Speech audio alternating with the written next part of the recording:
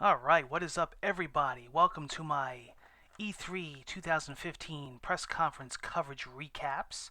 We have reached the big one of the night. This is the Sony press conference, as you can see here on your screen. We're going to be talking about this. We're going to be recapping it.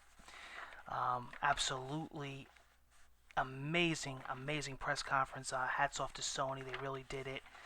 They are they are the E3 kings lately. They really know how to put a show on.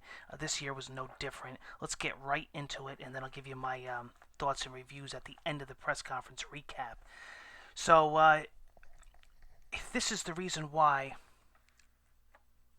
Sony is leading E3 this year.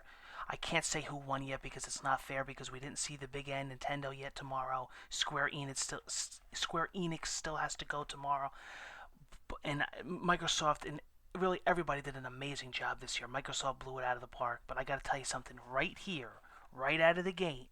The beginning of this press conference is going to be almost impossible to beat once I say what just happened. I still can't believe it. I'm still actually pinching myself. The one thing that they had to do, and I was actually joking about it, they basically did it. They opened first they opened up with a montage of upcoming games, like a little collage. Okay. Sean Layden takes the stage, talks about the PlayStation 4. He says basically we'll see some new games tonight, and we'll see some returning games tonight. And then it went dark, and that's when people absolutely mind-boggling lost it. That's right. The Last Guardian is officially announced. The Last Guardian was shown. Crowd goes nuts. Showed worldwide premiere gameplay. Actually, was quite a bit. I actually had to go back and watch it like 3-4 times. I was so into it, and it is coming out 2016. Shuhei Yoshida took the stage, talked a little bit about it. People are pumped. People are hyped. Crowd went nuts. End of story. Sony dropped the bomb, basically. What a way. If anybody's paying attention, write down notes. This is how you start a press conference. Hats off to Sony. That was amazing. You would think that would be the way that they would end a press conference, but they just blew it right out of the gate from the start to grab your attention. I think they did an amazing job. Finally, The Last Guardian is going to see the light of day, and it looks absolutely exciting. There's a bunch of idiots on the internet going, "Oh my God! Oh, it looks like years ago. What happened? What changed?" You give them what they ask for, and then of course, there's negative Nancy's out there that can't even be positive. I'm super excited. I'm super pumped. I'm still trying to get over the announcement, and I can't wait to see what the final product of this game looks like. It's gonna be awesome. A new Gorilla game IP was revealed. I put in quotes here. It looks like humanity versus machines, stunning looking, post-apocalyptic with animal robot type dinosaurs fighting each other, and it is called Horizon Zero Dawn is the title. Looks very promising. I definitely want to check more of that game out. Square Enix trailer was shown. It wound up being Hitman, the reboot on the PlayStation 4. Beta is available when you pre-order the game. Agent 47 is back. So that's cool. And here's the thing, guys. How the heck do you follow The Last Guardian? I don't care what you have. There's one title, but we'll get to that later. But, I mean, really, that's a game to follow. That's the only problem with opening up with The Last Guardian. How the heck do you follow that game up? But Sony did really good. So Street Fighter V takes the stage, gameplay's shown. Of course, you know that it's exclusive to PlayStation 4. I'm still totally in shock about that. The beta starts July 23rd, and that game will be coming out, I believe, March of 2016. And I actually take the stage. yeah, that's right, Sean Murray. Sean Murray takes the stage to talk about No Man's Sky. I know, believe me, I get a lot of tweets about it. His name is actually spelled exactly like mine, too, Sean Murray. I'll never forget last E3 when they were talking about No Man's Sky, and he came out. I was like, what? You taking my name now? I wish, right? But yeah, that's pretty cool. So I can actually get away with telling people on Twitter, I'm working on No Man's Sky because they're gonna say you're not Sean Murray, right? No, listen, No Man's Sky continues to impress. I absolutely can't wait for this game. I know people really have a lot of hope and a lot of confidence in this game. I don't know if this game is going to be what everybody wants it to be. People got really high expectations of this game, but I think this game is going to be really good. They're taking their time with it. This Sean Murray guy, I mean, he's got a great name first of all, but I really think that he's really making this game the best he can, and I can really tell by his enthusiasm and how every time we see this game, how more and more is showing and improved. I think it's going to be a great game. Um, I got to get my hands on it. Is the thing, you know what I mean? It's like one of those games. You got to play it. Media Molecule is up next. They're talking about a new game. Here's the thing with Media Molecule. They're an amazing company.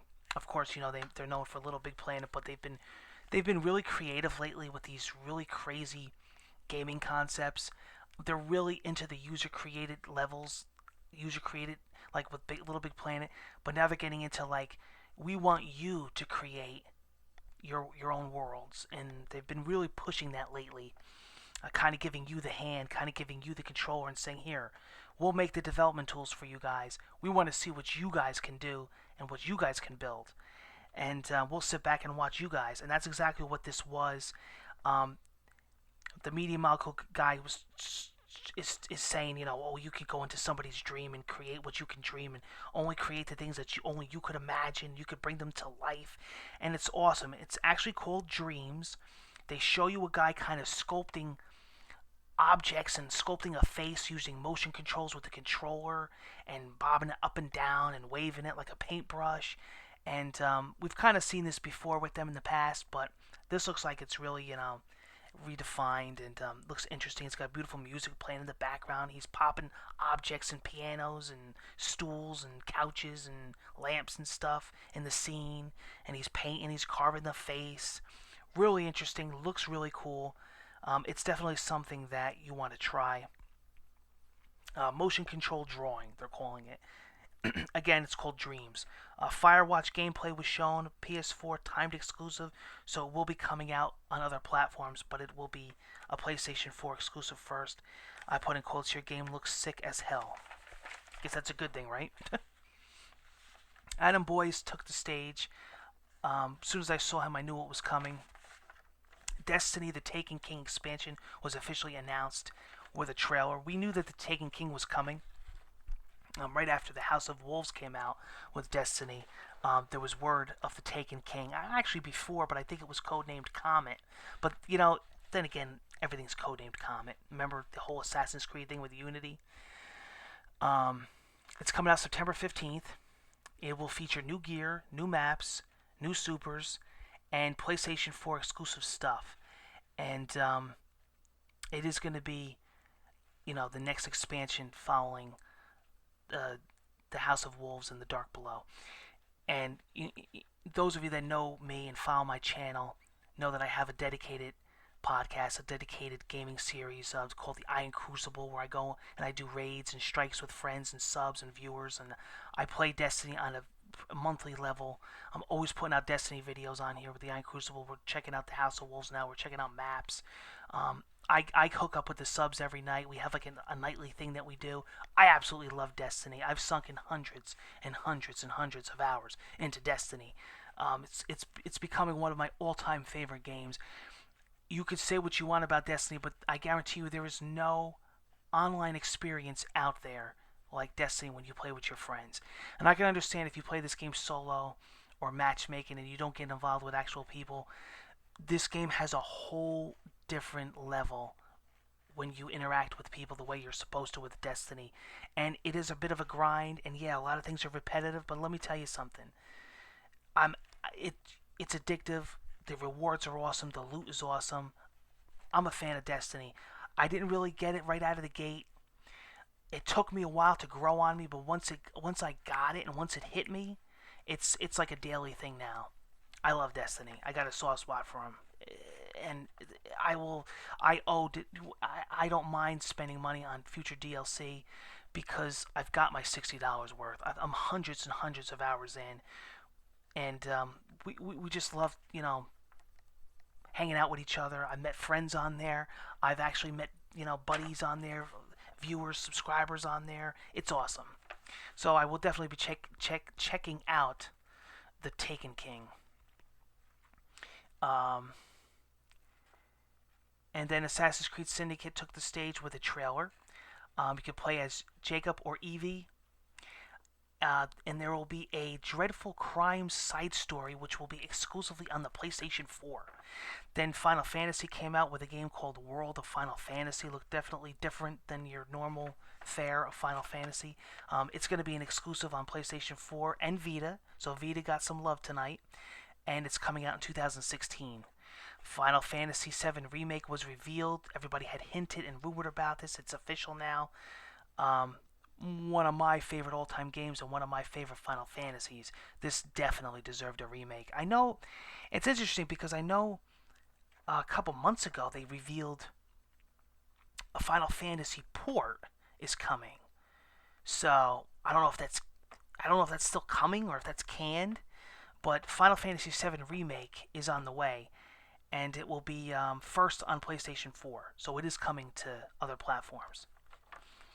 Shenmue 3 is real. It will be kickstarted, which I found interesting. And I checked on their Kickstarter, and it's already raised tons and tons of money. The creator took the stage and talked about the remake. That's awesome. That's fantastic. The only thing that I don't understand about that whole thing is why didn't Sony just fund it? You know what I mean? I mean, right? Like I was actually having a discussion about this with a couple guys from like IGN, a couple guys from GameSpot, a couple big YouTubers, and everybody's like in an agreement. Like strange, just strange. You know what I mean? But whatever, it's happening. Batman Arkham Knight trailer was shown, showed the Joker, kind of gave a little backstory about what's going on, kind of to catch you up. Gameplay was shown. Andrew House took the stage, talked about Project Morpheus, showed examples of how they're going to be using Project Morpheus, talked about the Spotify app, and talked about PlayStation View, and the first ever Sony premiere of Call of Duty Black Ops 3, the first gameplay revealed, single player and co-op, and it is coming out 11/16. I'm sorry, November 6th, 2015. But here's what's really cool about it, though. Since when do you really associate Call of Duty with Sony, right? First of all, I thought it was weird when it wasn't shown at the Microsoft conference earlier today. I was like, that's strange. And you know, Microsoft's got the Call of Duty deal where they get DLC first. Guess what? The big kicker of this is that Sony swept the rug under him. He quotes here, PlayStation is the new official home of Call of Duty. Whoa. Wow, where'd that come from?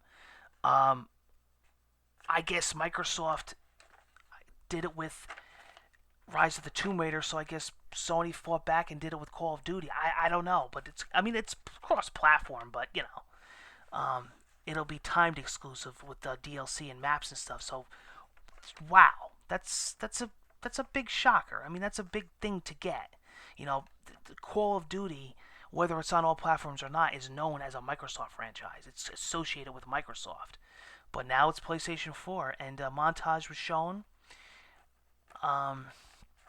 Little snippets of gameplay, a little multiplayer, a little single player, and yeah, very cool.